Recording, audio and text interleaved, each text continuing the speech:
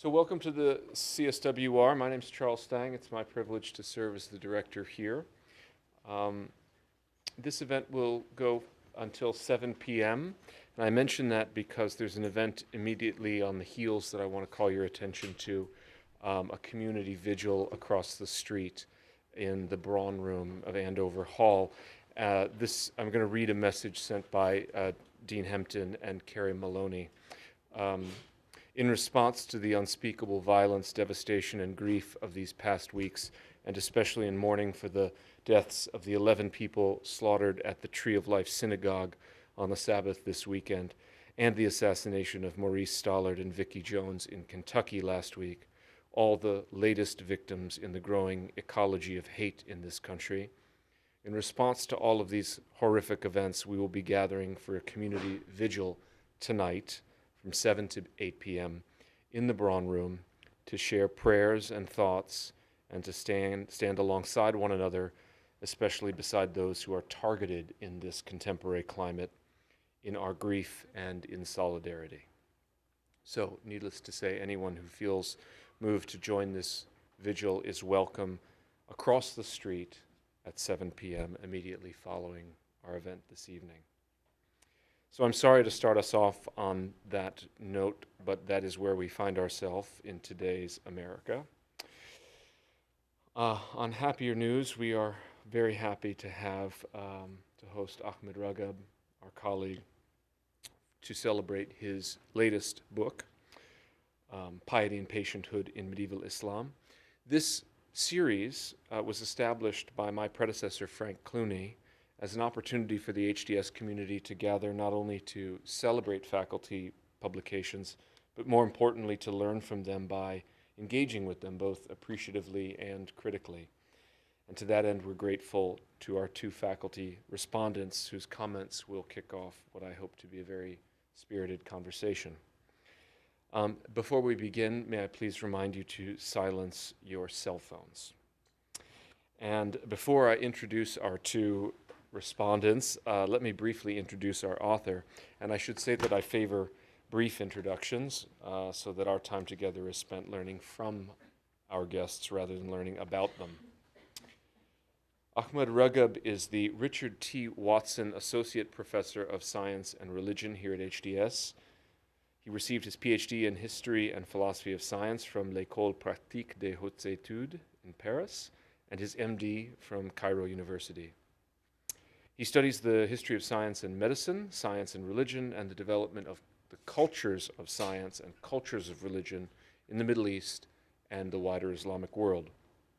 His research on the history of science, medicine, and culture in the Islamic world includes the history of the medieval Islamic hospital, his first book, which we had a similar event just a few years ago, and it also includes work on the epistemic authority of medieval Muslim women, with a focus on women reporters of prophetic traditions. He's also worked on sex and gender differentiation in medical thought in the region, on the development of anatomy and dissection, and their relation to religious practices in the Ottoman context. He investigates medical thinking and physician-patient encounters in the medieval and early modern context.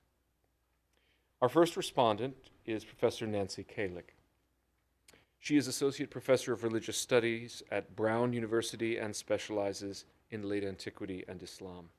She received her PhD in history from Princeton University in 2006. Her first book is entitled Damascus After the Muslim Conquest, Text and Image in Early Islam, and she's currently working on a second book on hagiography, biography, and material culture related to the companions of Muhammad in the context of claims of authority in context of claims of orthodoxy and authority in medieval Islam.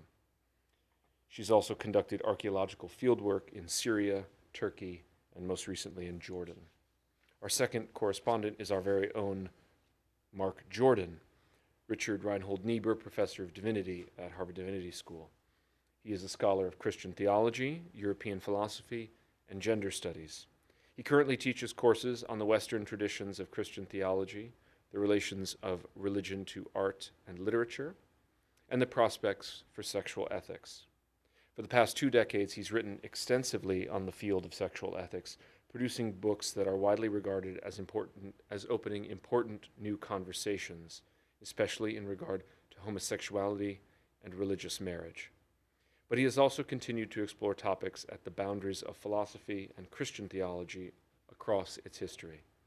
His recent books are Convulsing Bodies, Religion and Resistance in Foucault, and Teaching Bodies, Moral Formation in the Summa of Thomas Aquinas, both of which we've had events in this very room for in past years. Oh, please, Mark.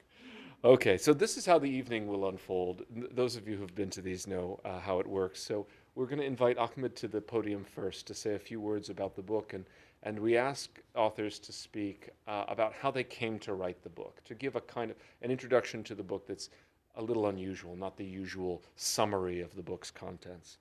And then we will ask Nancy and Mark to respond in turn. And then we will give Ahmed a chance to respond briefly in kind. And then finally, what we'll do is open it up to you all for questions and comments.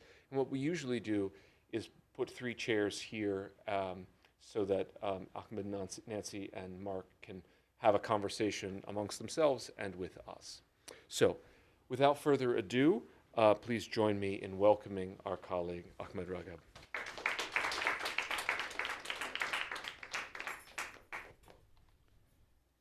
Thank you so much, Charlie, and many thanks to everybody at the Center for all their work putting this event together, and thank you all for coming. It is really a pleasure to be here, and my sincere thanks and apologies to the commentators for having to read through the book. I really appreciate it. So that makes 3 of us, probably. Now, to start, I will just try, as Charlie mentioned, to say a few things about how I came to write this project and how this project developed over time. And the beginning few years ago, well, several years ago, was in thinking about prophetic medicine. Prophetic medicine is a literature that is composed by religious scholars in the medieval Islamic period that often addressed medical questions through a series of prophetic traditions and narratives about the prophet and the companions and his companions. And in many cases, these narratives around prophetic medicine, or this literature of prophetic medicine, has become an important locus for scholarship, for modern scholars thinking about medicine and Islam and thinking about science and religion. Primarily, these texts provide the clear example of religious scholars engaging with medical theory and medical practice and thinking concretely about how do they make sense of these medical cosmologies. In a lot of this literature, the focus has been primarily on the particular contradictions, if you will, between medical knowledge and religious knowledge, and questions of law and legality of specific medical practices, including therapeutics, diagnostics, and sort of the different aspects of medical theory and practice in the medieval world. And the way that this literature has arrived sort of to its zenith, if you will, in the 13th and 14th century was through the works of scholars like Ibn Qayyim al-Jawziyah or al-Dhahabi, who wrote texts that are arranged and organized in the same way that medical textbooks are organized, but are full of or include prophetic traditions and anecdotes as opposed to medical knowledge.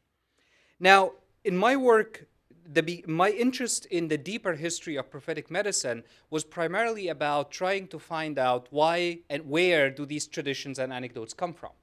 What is basically the archive, if you will, that constitutes the mode of thinking about the connection between the prophetic legacy on one hand and medical knowledge on the other.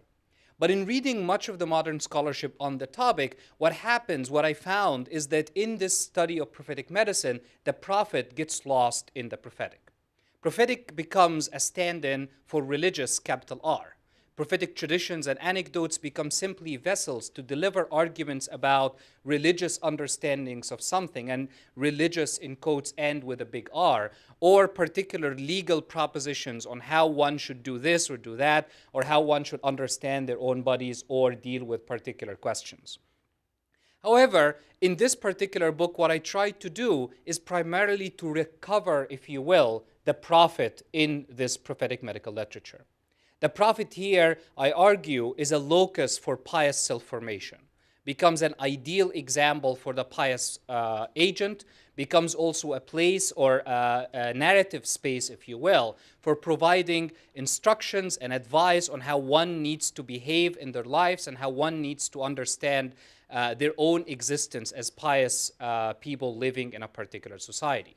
But this legacy of the prophet, which comes to develop slowly, and as I explain in the first chapter in the book, from the 9th century into the 11th century, with added emphasis on the details of the prophet's life, including what he liked to drink, what he liked to eat, the diseases that he suffered from, the medications that he had, the people that he encountered, but also how he dyed his hair, how often he slept, how he slept, and how often and with whom he had sex. All of these details, which come to constitute the identity of the prophet as a beau ideal or as an example to be followed, is not constructed in the way of making a meta-narrative. There is no singular or particularly canonical version of what the prophet is like. Instead, the narratives around the prophet and the narratives that constitute this prophet-inspired form of piety are precisely made out of little narratives, to borrow Jean-Francois Lyotard's concept. The idea of little narratives are narratives that are self-contained, small anecdotes that have a beginning and an end, and that can be moved from one spot to another with ease. The narrative here does not provide the pious agent with a blueprint of how one should behave at every single moment in their lives, but rather provides them with instructions to precisely create a piecemeal pious self. This piecemeal pious self, if you will, is based and created and invested in contradictions, in tensions, in reversals, and in interruptions. And in thinking about illness in particular, these reversals and interruptions and contradictions become extremely important. Here, we're looking at this literature engaging with an embodied experience that on one hand attempts to provide a pietistic, if you will, or a pious subtext to how one should deal with one's own body, but in the same process redefines what it means to be sick, and reinforms these pious readers of how they need to feel their bodies, understand their thoughts, and understand the different changes that are happening to their existence, whether embodied or spiritual, in this particular context. Now, in this specific structure, the experience of illness is definitely rooted in medical knowledge, in the sense that with a growing Galenic and growing dominance of Galenic discourse, the experience of illness, the causality of diseases, how illnesses occur, what symptoms are invested in this learned medical discourse that is largely Galenic. But in thinking about prophetic medicine, not as simply a site of encounter between medical and religious text, but rather as a font of piety practiced within medicine, we're able now to uncover how this prophetic material informs the readers not to encounter medical knowledge, but to inhabit medical knowledge. Medical knowledge becomes a resource for these readers to understand how their bodies function, but also to navigate their bodies within a larger structure of what it means to be a pious person. In the same way, these deep sensoria that are connected to particular pious practices are also connected to medical knowledge.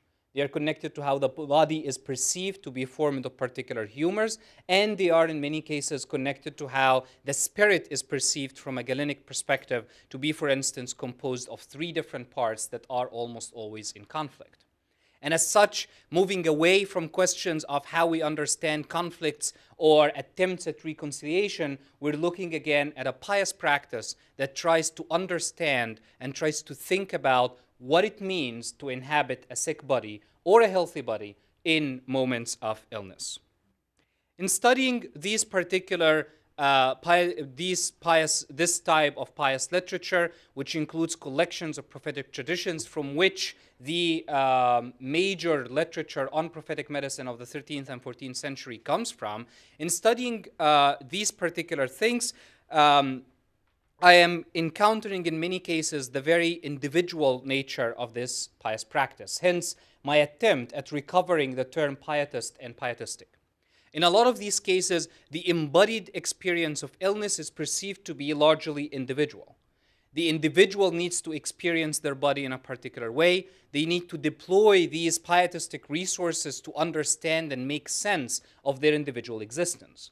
Now, this extends beyond illness to provide us with a narrative of piety that places the divine in the point between the pious agent on one hand and the recipient of piety on the other.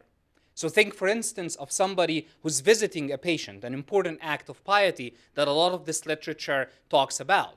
In narratives around patient visiting, it becomes not a visit to an actual patient or an ill person, it becomes a visit to God. Prophetic traditions explain that God will ask people, I feel sick and you have not come to visit me. And when they ask back, how God, Lord, how could you have fallen sick? He says, so and so was sick. Had you visited this person, you would have found me there. In a way, the relationship, the pious exchange that exists between two persons is now being modified to create or place the divine between these two people.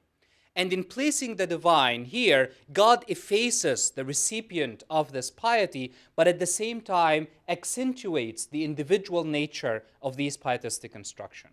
In a way, this piecemeal construction of an archive of piety, if you will, becomes largely a process of self-formation, of the formation of a particular individual self that understands itself and understands its role in society in relation to the divine.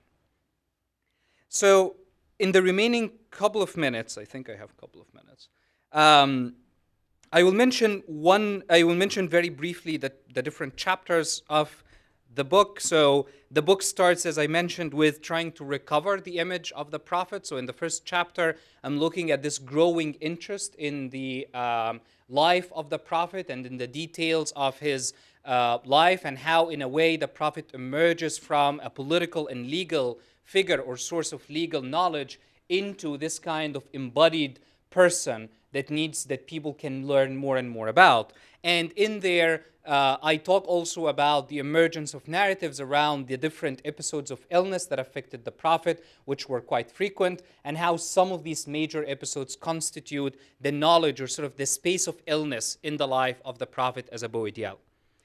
And in the next chapter, I look at how these narratives around the prophet's illness were now captured by other scholars to be separated into independent volumes, and how these independent volumes rearranged the archive of prophetic materials to match in many ways the kind of sort of the medical knowledge and the cosmology of medicine at the time.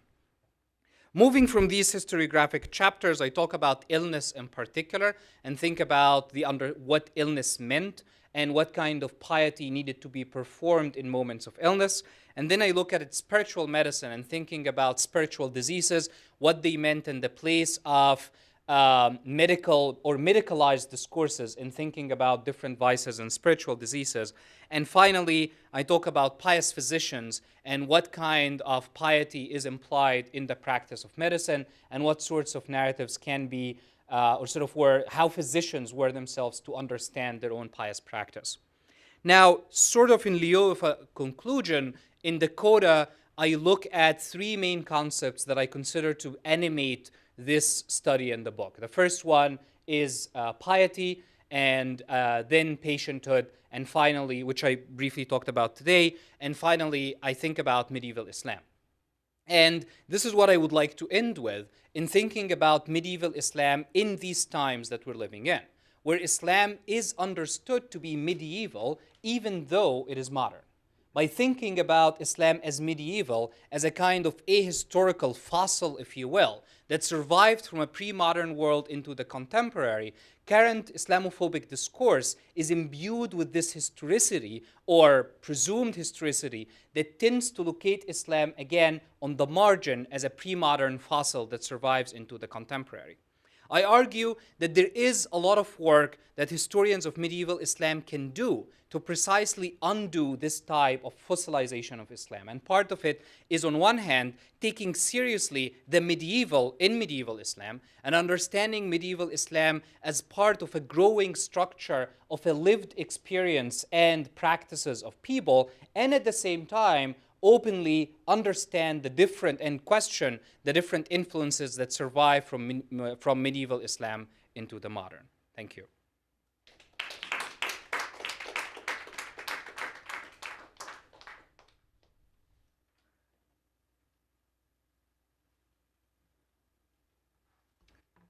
Good evening. Thank you, Charlie, for asking me to come and participate in this event. Thank you, Ahmed. I am both trying to be mindful of my posture and not bending over the podium and reading from handwritten notes. So if I look a little confused at times, just ignore it. My own specialties are not in the history of science and certainly not in medicine. So I'm going to limit my comments tonight to a couple of areas in spite of the numerous insights in this rather beautiful and elegantly written book. I don't know how much of a background people in this room have into Islamic studies or the history of medicine or the history of science. I'm not going to assume a lot of prior knowledge, and I'm not going to get into sort of nitty-gritty names, but you should read this book even if you don't have an interest in the history of medicine or the history of science yet, because of the profound insights that it offers into genre and literature, and into piety and subjectivity. Topics which are often not discussed in elegant prose by Islamicists, but in this book they are. It really is a very rich and beautifully written book. And I'm very pleased actually that I was forced to have to read it now as opposed to, sometime in the future like all those other books on my bookshelf. So I'm gonna confine my comments to two big things, hadith and genre, and then piety and subjectivity. And connect that to the coda that Ahmed mentioned towards the end of his own comments, which I was fortunate enough to have read fairly early on in my reading of the book. I sort of read the book not in order, based on how much time I had on a given day for chunks at a time. And I had sort of 20 minutes left at one point, and the coda's 8 pages long. I said, let me just read the coda and see what happens. And I'm so happy that I read it fairly early on, because it gave me a bit of insight into the sort of the humanization of medieval Muslims that was at the core of the book, that was there, and I would have seen it anyway, but I realized the import that it had for Ahmed in embarking on this project, having read the coda early on. So hadith, subgenres of literature, these little narratives, and the analysis of the structure of hadith themselves as a massive number of short reports that, as Ahmed mentioned, resist a single unitary meta-narrative. This is like the gospel on steroids. Many, many thousands of short reports of things that Muhammad said or did. Now, as a historian, I have read chronicles, I have read archaeological reports, I have read all kinds of sources, but I hate reading hadith. I find the language archaic and alienating. I find that I fear a new wall will be built up, sort of an imaginary wall for every new prohibition that every hadith describes. The hadith, to an unlearned person like myself, having not steeped myself in their study for most of my life, are very difficult to wade through, precisely because you can't find a meta-narrative, because they are often, the hand made into the study of Islamic law. That's the kind of the usual description of hadith. The hadith are second in the Quran, to the Quran in the derivation of Islamic law. I have studied law. And so lately in my own work, I have started to read non-canonical hadith or non-prophetic hadith. So these are reports not of the things that Muhammad said or did, but what his companions said or did, or what the later generation said or did. And these abound, not in the canonical hadith collections, which were sifted out for authenticity, but in a number of different genres, like the religious merits of the companions, like the proofs of prophecy, which Ahmed discusses, like these medicinal, or rather medical texts on prophetic medicine in the later era, which begin to incorporate a lot of non-canonical, non-prophetic, or weakly attributed to the Prophet hadith, in order to sort of flesh out or offer possibilities for ways of thinking about how to engage with the memory of Muhammad, or how to emulate him, or how to simply exist in a world where one is constantly thinking about him beyond the canonical hadith. And I'll talk a little bit more about canon and not canon a little bit later. And those reports are actually rather wonderful to swim in, because it is in the non-canonical or in the weaker reports that one finds possibilities for things like ambiguity or ambivalence or simply the sort of depth of humanity that Ahmed teases out when talking about the vulnerability of illness and the relationship one has with oneself when one is either undergoing an illness or witnessing someone who is afflicted with illness. Few people take the time to explain in their scholarship the particular conceptualization of the prophet that people had in the first few centuries of Islam. And few people do it in as careful and theoretically sophisticated a manner as Ahmed does in this book. The connections between what he calls a pietistic disposition and the corpus of both canonical and non-canonical hadith that he designates as a poetics interrogates how the image of the prophet developed. And then he connects this to the history of epistemic and both intellectual and professional formation visible through a specific textual tradition. So he traces this chronologically, sort of diachronically rather, through time to demonstrate an evolution in the genre from medical prophetics to a prophetic medicine, which is a different kind of more professionalized kind of literature. And while rather reasonably, because we cannot do everything in one book, Ahmed decided to focus on the textual tradition and not the history of the institutions, the madrasas, the hospitals, that housed the professionalization of either physicians or religious scholars or scholars of hadith, we inevitably come away from this book with a deeper understanding of what Ahmed calls cultural maturation from the course of, say, the 8th to the 13th century. Furthermore, like a good physician, Ahmed attends to the whole person. That is, he points out something that most of us know but rarely say out loud and even more rarely see in scholarship, that a number of the famous scholars of hadith also engaged with prophetic tradition from the vantage point of literature or adab, and that hadith and adab existed on a continuum and were connected. That is, someone like Ibn Abi Shayba, who has been squeezed of life, in my view, in most books that discuss his work as a scholar of hadith, is returned as a human being in all of his dimensions in this book. The fetishization of hadith studies, and here you might get a little glimpse of my own little, be in my own bonnet. The fetishization of hadith studies as the domain of the crunching of chains of transmission to test for accuracy, or as the realm of austere distinctions of what is permitted and what is prohibited in Islamic law, or hadith as the handmaiden to law, is really no longer a viable option after reading Ahmed's book. He emplaces the history of prophetic medicine into a wider intellectual framework in which hadith's energy, its vitality, its humanity, known to medieval people but lost on modern people, possible again. The second area or thing that I found most exciting about the project was the sensitive way in which Ahmed deals with the idea that medieval people cultivated themselves as pious beings. With a deft application of theory, and I'm going to leave discussions of Foucault to our colleagues, but a deft application of theory on the self and on self-care and the making of a religious self. And I realized that there's scholarship that Ahmed is citing here, but really he has laid bare for us the interiority of religious practice. And I found the language and the clarity with which Ahmed applied concepts of the body as a work in progress and a repository of materials for pious self-making really astonishing. One thing that I am exploring in my own research is the history of emotions and what scholars have called emotional communities in the Middle Ages. And I found much discussed here that resonated with those, with that theory and with that work. Specifically, the idea of ambivalence, coupled with the emotional and affective reactions to illness, vulnerability, such as fear, patience, an understanding of mortality and death.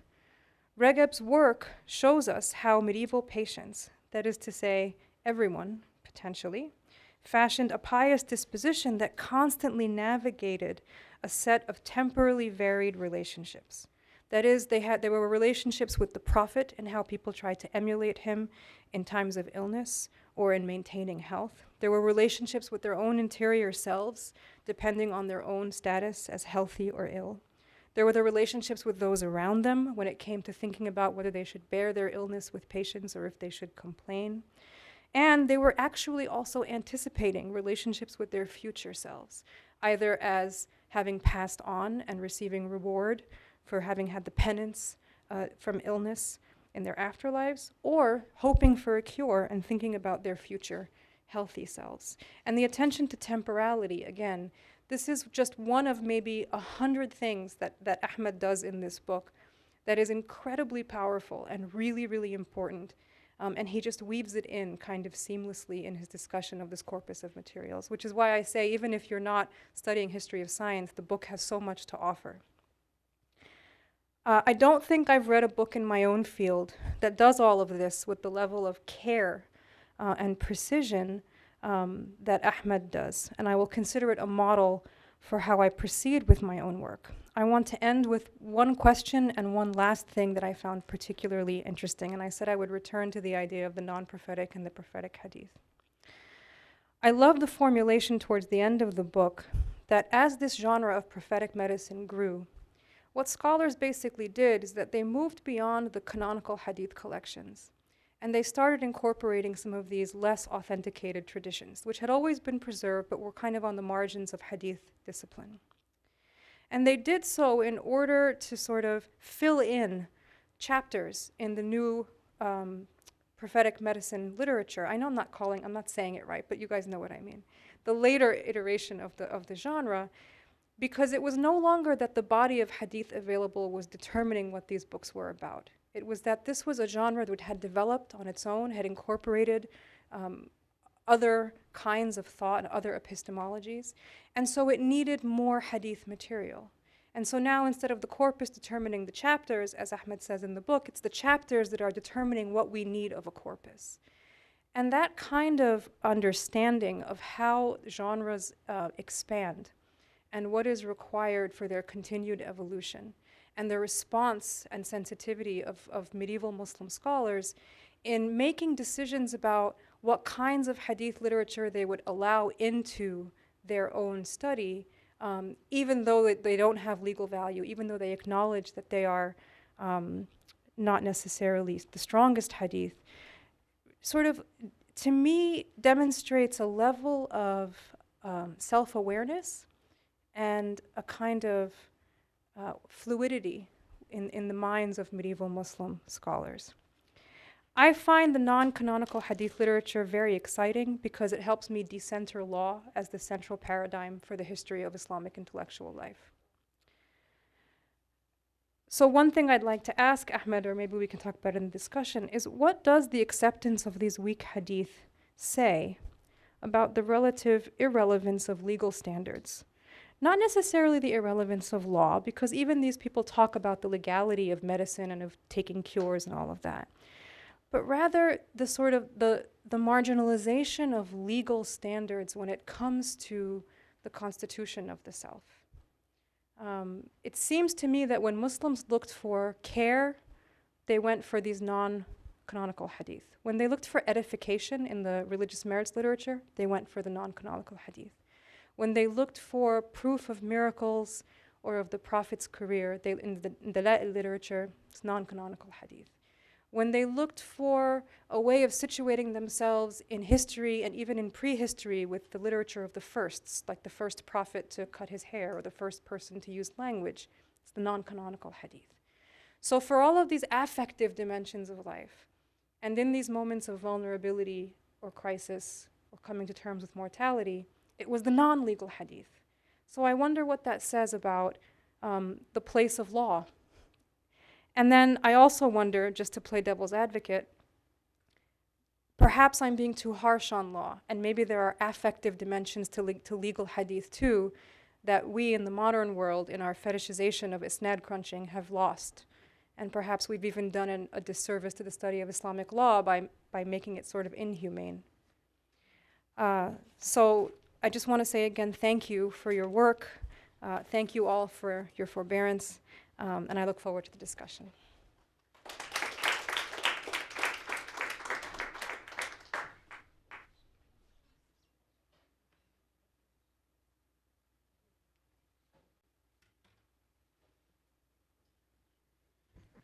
You've heard the learned response, and now we get the unlearned response. It's actually a custom here at the center that one of the respondents knows what they're talking about and one doesn't.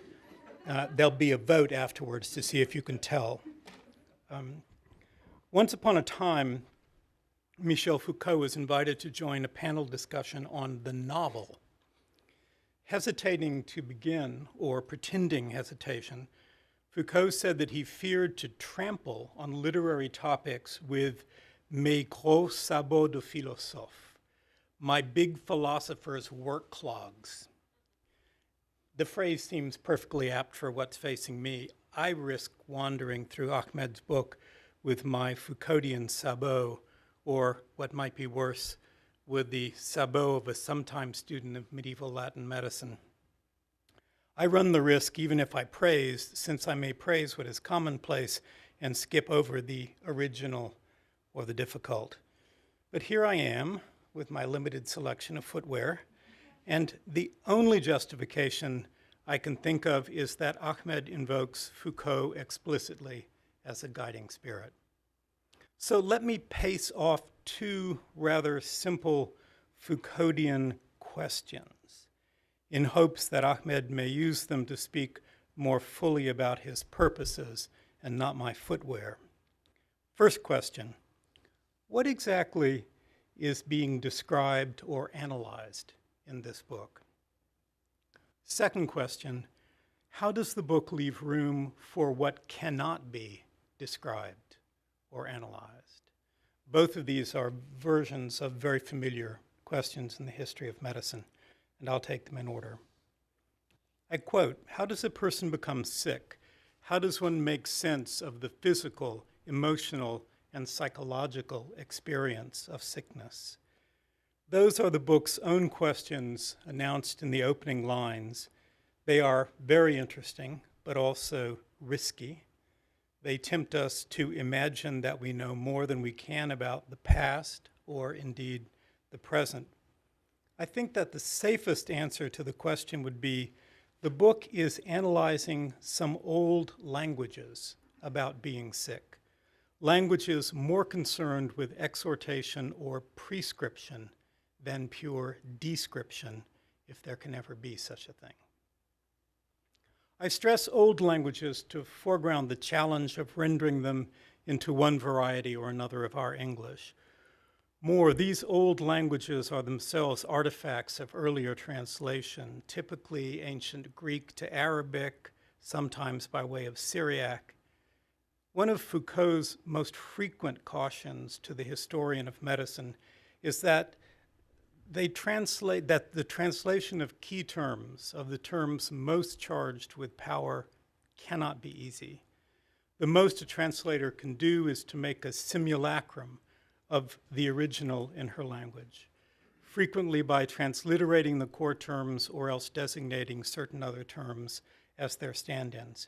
Here's a single example chosen from more than 200 pages at random, though I confess to spending 2 hours in the lexicon of Greek-Arabic medical terminology.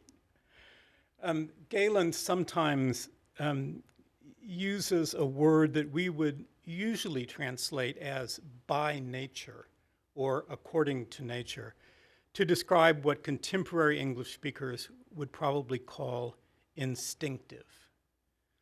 But when Ahmed translates gariza as instinct in a passage that begins, the intellect is an instinct, which is similar to a light that is thrown into the heart, I'm pretty sure that instinct cannot mean what it does in Darwin. But what does it mean? And is it worth flagging the inadequacy of translation or citing the underlying Greek term or terms to remind the reader of the complexity of the relations among technical terminologies? Similar problems afflict the use of the word spiritual and many others. I also notice here the complexity of fitting technical terminologies into what we ordinarily distinguish as literal and metaphoric. Consider efforts to distinguish metaphoric from non-metaphoric uses of medical language in relation to ethics. Plato's Republic, for example, which is a common text, indeed at this point much more salient for the Islamic philosophic tradition than it is in the West, where it's largely unknown. Plato's Republic is built around an analogy between the soul's ethical condition and the political health of the city. Medical metaphors or medical terminology is used on both sides of the analogy for the soul and for the city. And to my ears, neither side of that Platonic analogy is metaphorical in relation to the other. They are both metaphorical and non-metaphorical. Again, when ancient Stoics described the philosophic school as a hospital or the passions of the soul as diseases, they are not being metaphorical. In all of this, I paraphrase Foucault, especially from Birth of the Clinic, as Ahmed knows. He begins that book by contrasting two neurological descriptions of the human body separated by less than 100 years. The first, from France in the middle of the 18th century, describes the supposed results of a brutal regime of baths ordered for nervous desiccation. If the nerves are dry, you wet them by a lot of baths. The second description, from the first quarter of the 19th century, depicts a lesion in an anatomized brain. How do the two medical texts differ, Foucault asks? Not, he answers, by quantity of added imagination. However much we have been taught to believe that the earlier text is driven by absurd fantasies, while the later text is a sober report of unimpeded observation. I wonder whether Ahmed doesn't sometimes slip into an assumption of the superior literalness of our languages in small matters, but especially large. Back on the first page, we learned that the suffering body is a social, gendered, sexualized, and racialized entity that becomes a site of production of social and cultural knowledge. Certainly, these contemporary words can be justified as a kind of lure or hook to catch the contemporary reader, that notoriously distracted being. But I wonder whether they don't impose the complacency of our cliches onto the old texts. And when I read about the sensorium of sickness, I can't help but ask, only one sensorium? I mean, are we to assume the singleness or stability of the sensorium across all medical discourses? Finally, genre, not, I think, as a compositional matrix. Ahmed handles that beautifully. He's very clear about the rhetorical character of the texts he analyzes, though I found myself, of course, greedy to learn more. I can never have enough about genre. I'm more concerned with genre as a kind of abbreviation or cipher for what we take to be the complex rhetorical motives of a text, for its desire to persuade. And I don't see as clearly, though this may be the fault of my reading, that he draws the rhetorical conclusions from the genres that he describes so beautifully. If you are reading prescriptive or hortatory texts about how to be piously sick, you are not getting data on the experience of sickness, which would vary widely and be subject at best to statistical summary. Prescriptive and hortatory texts tell you about ideals or fantasies or official stories about human lives, but they tell you even more about cultural worries. This is what Foucault meant by emphasizing the problematization of certain aspects of bodily control in Mediterranean antiquity.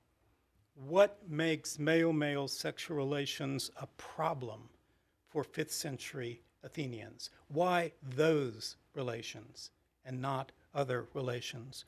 Or what makes the surveillance of apparently random thoughts a problem in Cassianic monasticism?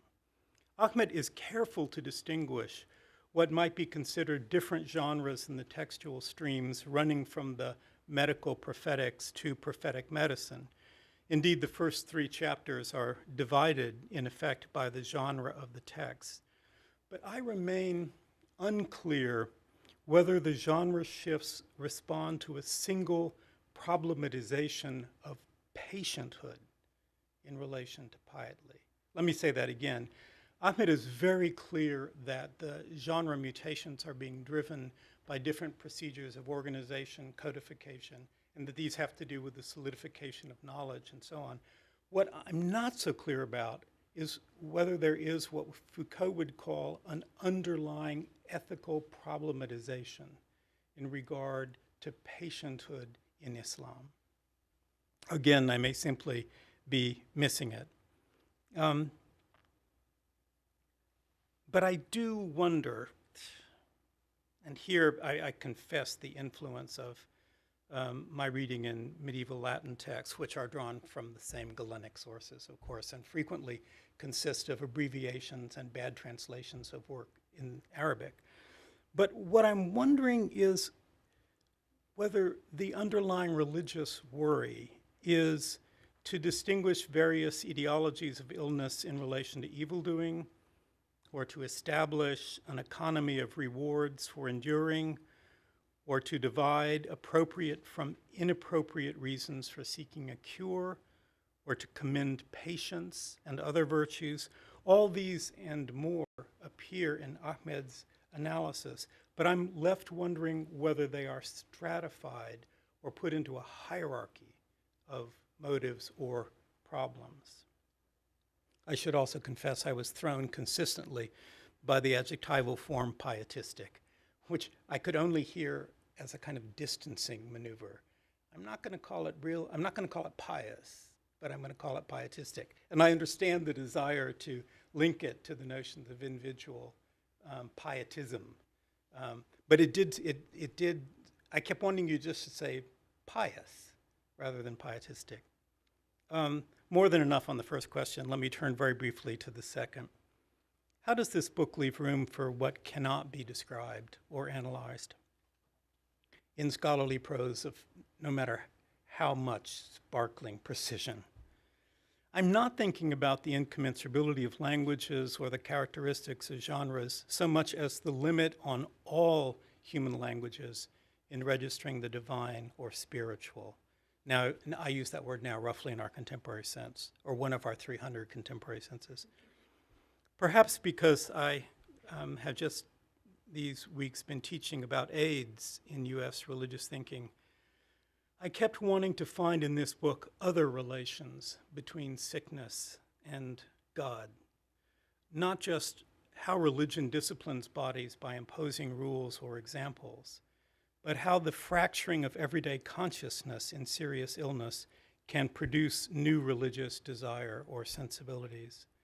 The first wave of AIDS deaths in this country shattered the explanatory certainties of many progressive religious groups who were unprepared for so much untimely suffering, for urgent questions about the punishments or blessings of an afterlife, for irrational longing after an eternal love and a reunion of restored bodies.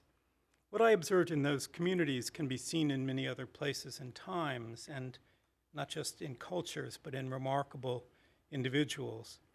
Experiences of illness can crush, but they can also bring visions. That's one lesson of Tony Kushner's Angels in America, but I think as well of 2 very different women in medieval Europe, Julian of Norwich and Marjorie Kemp, or Therese of Lisieux, for a third, or the traditions of love sickness converted into mystical poetry, which ranges across Muslim, Jewish, and Christian authors. Please understand, I am not arguing that Ahmed should have written another pious manual of his own, nor am I trying to turn scholarly history back into hagiography. But I do wonder whether critical historiography must not be especially critical about reducing or excluding unusual religious experiences. Mustn't a critical history ask whether the suffering body in addition to being a social, gendered, sexualized, and racialized entity, isn't also a creature capable of illumination and responsive to prayer? Asking this, I was reminded of the extraordinary preface that Foucault affixed to the first edition of History of Madness, as we call it in English, though he later regretted it for being too lyrical, that is, too candid. I still find it an affirmation of his deepest convictions about what is called for when writing the history of medicine, which is inevitably a history of bodily suffering and desperate hopes and occasional flashes of light. In the book, Foucault is trying to get back before the modern European bifurcation of reason and madness to recover a rustic dawn language that once registered their confused inseparability. So Foucault strains to imagine that lost language, that language before the division of reason and madness. Its imperfect words without fixed syntax, slightly stammering. Failing that, as he must, he at least refuses to ratify the victory of the language of reason, the psychiatric monologue over an enforced silence of the mad. I have not wanted to make the history of this clinical language, rather the archaeology of this silence. Historiography, especially the historiography of medicine, does tend to silence whatever doesn't fit within its account of sequels. But history writing also depends on what it silences. I would say especially in the history of medicine. I quote Foucault, "The fullness of history is not possible except in the space, at once empty and peopled, of all the words without language that give understanding to the one who lends an ear to the deaf noise from beneath history, the stubborn murmur of language that speaks by itself." He was reading a lot of Blanchot at the time. Now, there are substantial differences between the archival evidence Foucault had at his disposal for a history of modern European madness and the archives Ahmed could consult for his work. Yes, Foucault's compositional solutions won't work for a history of prophetic medicine. Still, I want to suggest that Foucault's preoccupation with leaving silence, with acknowledging what stands outside all of the text, might well serve as a guide for writing the history of medieval illness, whether in Islamic lands or in Christendom. The silence must allow not only for the excess of individual bodily experience over standard verbal prescriptions, but for the possibility of divine encounter, of spiritual contact in and through illness, whatever the handbooks say. Thank you.